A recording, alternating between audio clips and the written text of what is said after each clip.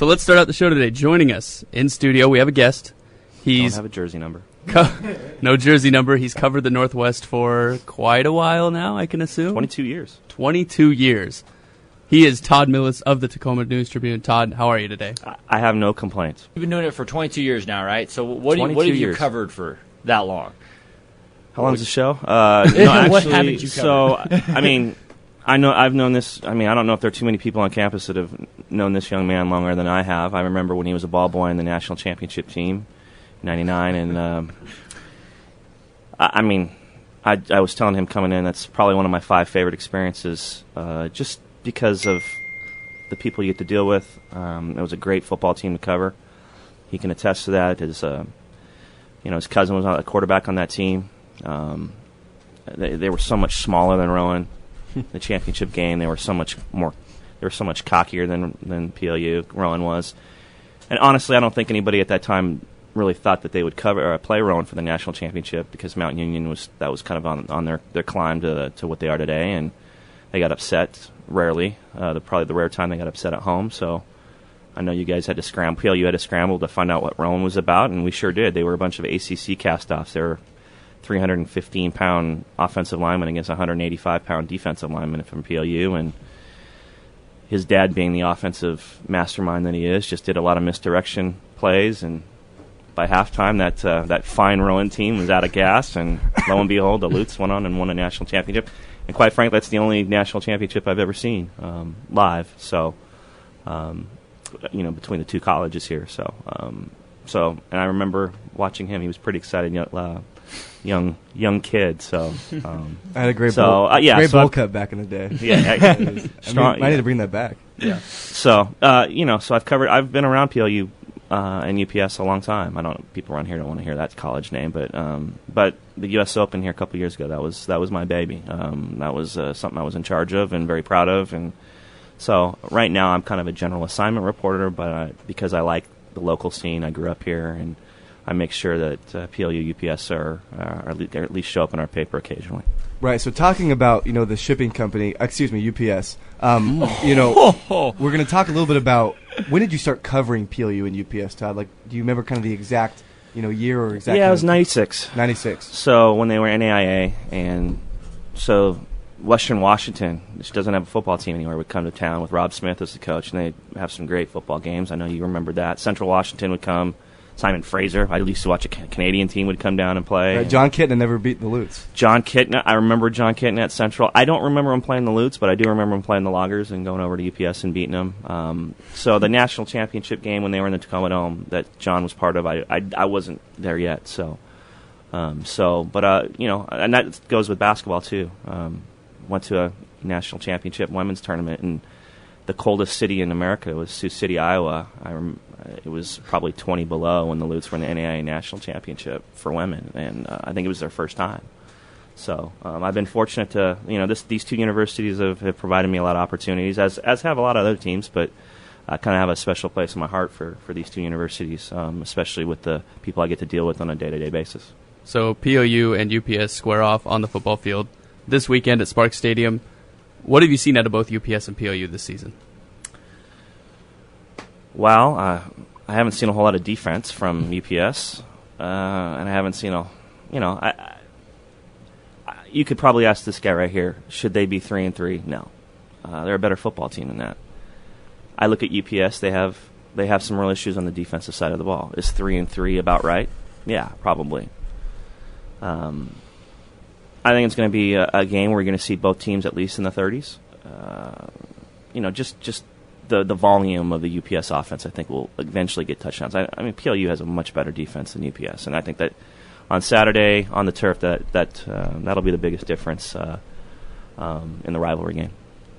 So you talked a little bit about defense. What do you think of the 2-quarterback system here at PLU with John Schaub and Cole Chandler? Wow, putting me on the spot. Be honest. I don't. We didn't bring you in here just to patty cake. Like, come on, give it to us. It's okay to say you hate it. I say it every week. I don't know if it's optimum. There was a few factors that obviously kind of a confluence of factors that kind of made this what it is. And I think a lot of it had to do with the fact that Cole got off to a slow start when he got here in camp, for whatever reason. And I think we all watched Cole last year and thought, wow, this is kind of the future at this position. For whatever reason, he was a little behind that last year. And John made a very, very good recovery from his knee surgery. And John's a very dynamic leader. I think we all know that. We've seen him in the huddle. This guy can probably attest to that. They just do different things. And if Cole were passing the ball a little bit better, I could see maybe an argument for it to be just kind of one guy. Because obviously John can't run, and they don't want him hurt again. They don't want him hurt again. So it is what it is. I think we all can admit to that. I don't think it's perfect. I don't think if you put the coaching staff on, truth serum and hooked them up to the, lie detector test, I don't think they would admit it was optimum. But there is a track record for it. It's happened before, and Scott knows how to handle it, and it is what it is. So John took a huge shot at the end of that last game. Is injured and will not be playing this weekend. How do you think that's going to affect things? I think it's kind of a rubber meets the road moment for Cole, to be honest with you. I think he has to. We're week 7 now. So if Cole's not going to show what he did last year, then I don't know if it's coming back this year. And I'm talking about his passing. I think he needs to be a little more patient with it. He has a tendency to take off and run. I think, at the end of the Whitworth game, I think we all kind of scratched our head at the final play. You wanted one shot to get to the end zone, and this guy was catching some passes, and I'm not just talking this guy, but Welch and all those other guys would have liked an opportunity to catch a ball or go get a jump ball in the end zone, and just those kind of things. You just kind of scratch your head and go, what are we doing? And I don't know if it's a confidence thing in his passing, or he just felt like he had to play on with his legs. But going 22 yards is pretty difficult against 11 guys. Wouldn't you think, Kellen? Absolutely. I think you've showed you the Space Jam Michael Jordan kind of reach over. Yeah. If he could leap like 20 feet in the air, then I can understand that. But no, I mean, I'm not here to. I think the world of Cole. The first game I saw him last year was the George Fox game when he had one incompletion. I want this guy to be one of the great quarterbacks at PLU. I've watched the great PLU quarterbacks, and this young man has the skill set to be that. It was a little disappointing, to be honest with you, to see what's gone on. And that's not to say he can't make a nice little run here at the end of the season, starting Saturday. And I think it's like you said, it's a rubber meet the road moment without John, and it's going to be kind of his gig, and let's see what he can do with it. Todd, you talked a little bit about how you think that the score will probably be in the 30s. On Saturday, you're going to get there with your pumpkin spice latte. You're going to be up there with your scarf and your hats. Those are true, by the way. What do you expect on Saturday? Your final score and why? Well, I expect you to have your first 200-yard receiving game. Whoa! Wow! No, and that's this guy, and I'm happy to see him because I've saw him in high school, and we're all familiar with the route he's took. As a senior, he's having his best season. It's he's finally showing that he's as good as there is in this conference, and he has their full attention. They're very young. They have 6 freshmen on their defense, and probably not the personnel they thought they would have in the secondary. They're all freshmen, but one senior. Yeah, they have Jake Westhoff, who's a fantastic safety, and they have all freshmen, and they make the same mistake over and over and over again, and it's lent to some pretty big plays. So I mean, if Garrett McKay can have 100 and whatever yards, you should have 200 yards. You're that much better than Garrett McKay. Score wise, depends on how much Cole can get you the ball. No, I'm gonna go 38-27. All right. Lutz. That's fair. That'll work for us. Wow. 38-27 Lutz. Take a PLU win. Not to kick too much dirt. It wouldn't surprise me if PLU scored more. It wouldn't surprise me if UPS scored fewer. So. All right. Yeah. Cool. All right, so let's do a little bit of word association. We'll say something. You'll give us the first sentence or so that comes into your mind. Deal? Sound good? Yeah. Okay. I don't think it's a choice. He would. I mean, we don't have to do it.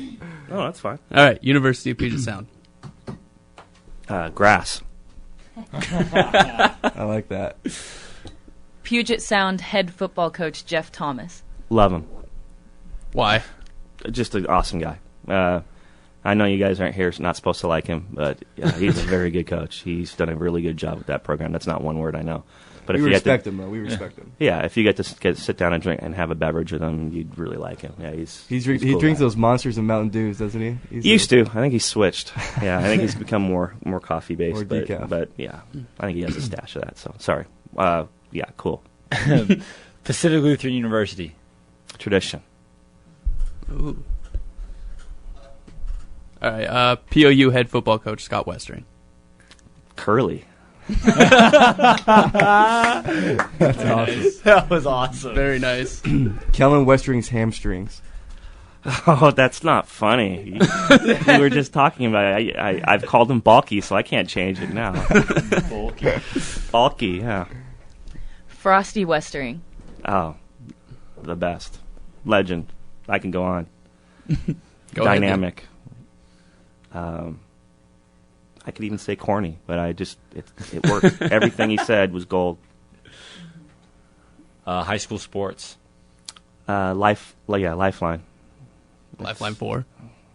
For any community, yeah, Lifeline. Any community. Last question here, Todd. This is in the doc, but just for me, wanting to know, and a couple of our viewers that are listening, who would you say is the best PU football player that you've ever seen? Oh, man. I know there's a lot of them. That's rough. Best PLU. Well, I didn't get to see Craig Cupp, and I didn't get to see lefty quarterback from Rogers. Chad Johnson. Yeah, no, I did him. No, Weekly. Oh, Mark Weekly. He went to Rogers? Yeah, he went to Rogers. Did he really? Wow. Best PLU football player. Wow. I mean, I can throw some names out there. I hate to say it because he was a transfer. I would decide Anthony or Chad. I mean, that offensive backfield was the best I've ever seen. Right.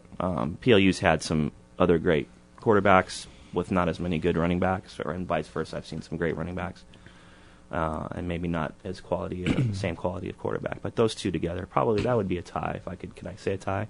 Chad Johnson, Anthony. What is this, the Seahawks game? Yeah.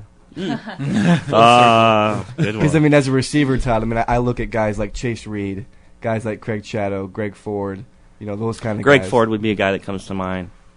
Just a game changer. Yeah. Greg Ford was, again, so when I went from covering PLU to covering Wazoo and UW and coming back and doing some. So there was a gap in my PLU UPS coverage. So there were some players that I didn't get to see a whole lot. Some of those names, yeah. But guys I've seen on a consistent basis, probably those two would be the guys I'd name.